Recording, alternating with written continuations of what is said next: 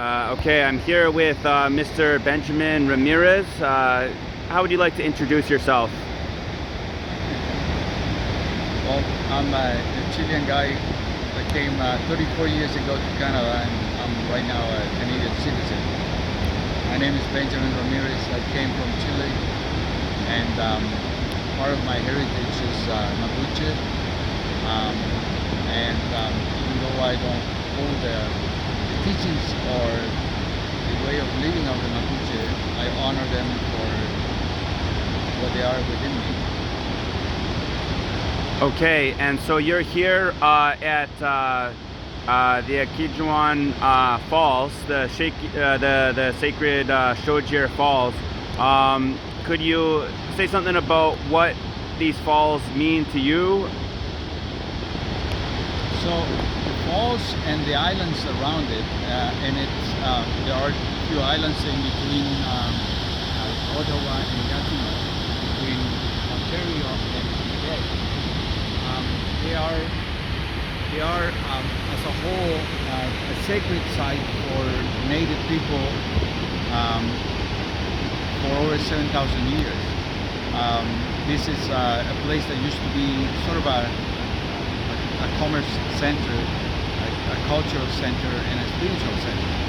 And depictions and pictures and paintings that are available right now, they show the natives actually doing ceremony at the falls in gratefulness for what water means to them, or used to mean to them.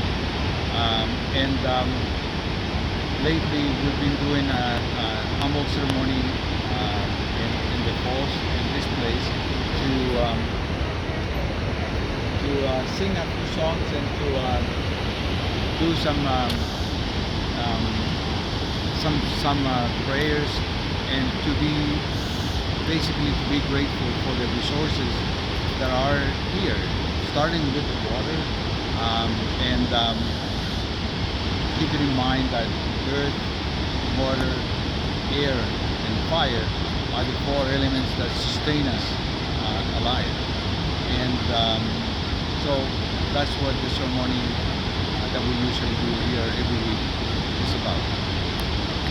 Okay, so you've continued to have spiritual gatherings despite the lockdown measures and the stay-at-home orders of the Ford government.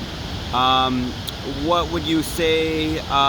Is this an act of civil disobedience?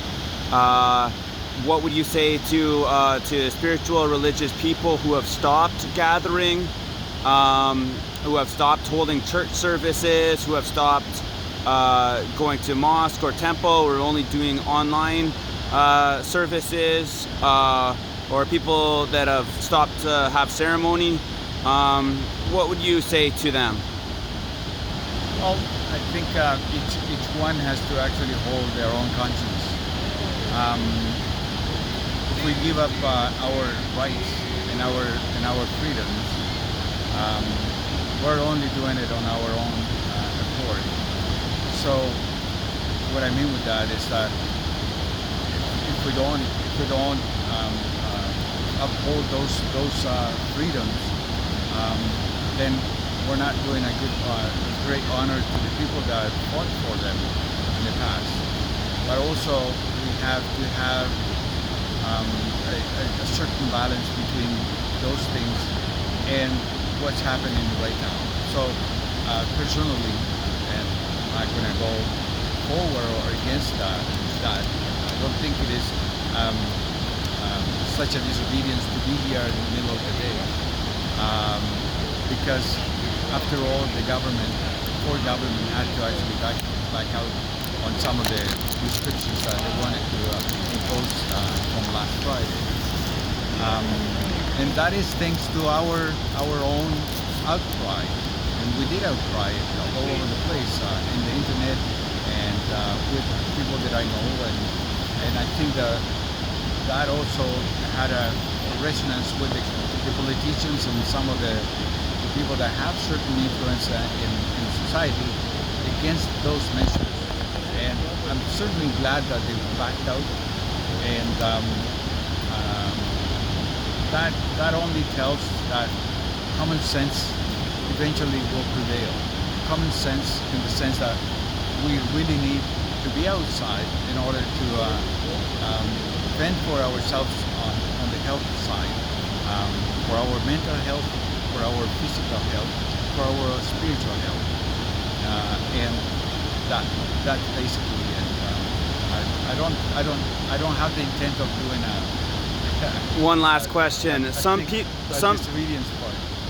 people have said that the current crisis, the health crisis, and before it the ecological crisis, which is really still going on, but not focused on as much as it used to be, as people are so fixated on COVID. Some people say that these crises point to a deeper crisis, and that is a spiritual crisis, a lack of recognition of the relationship between life and death. I think that when people say that one life is too many, they're seeing death as something to be avoided at all costs, as opposed to the inevitable result of life. And in my opinion, to be against death is to be against life. And what would you say that that people should do in order to address this fear of death and this spiritual crisis, this attitude towards the unknown? Well, unknown is tomorrow. Every moment after this one is unknown. We don't know what could happen. Something could hit the earth and totally obliterate people in half of the world. But we cannot live with that in mind. We have to live the moment. And the moment that we have is the present moment, which is a present. But also admitting and recognizing that as a continuum of existence, we were born at one point from nothing into the matter imbued with spirit, and we have this life that we're leading, and eventually that life, as you said, have to end. So to avoid it at all costs,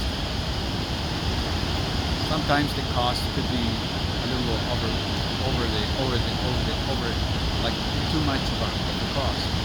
So if we have had good life, we have a fulfilling life, if we have done everything that we wanted to do, and even though we may not have finished it, today is a good day to die.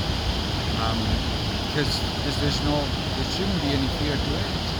It'll be just another point on the continuum of living, and then becoming back the elements that we were in the beginning, and eventually come back to life, and that is what I believe. Come back to life in another physical form. Go back to actually die. For me, it is actually to go back to Creator, and that on itself couldn't be any more joyful and more wonderful experience. But if we're fearful of dying, it could be because we're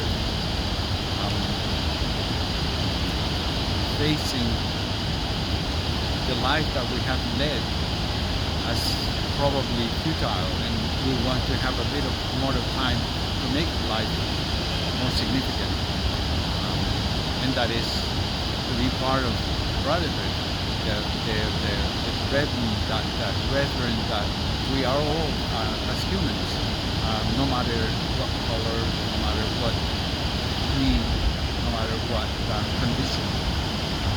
So I will embrace.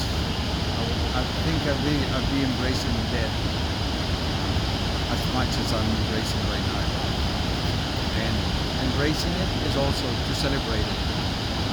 And so that's what we do here every Sunday, and with our prayers. So I thank you for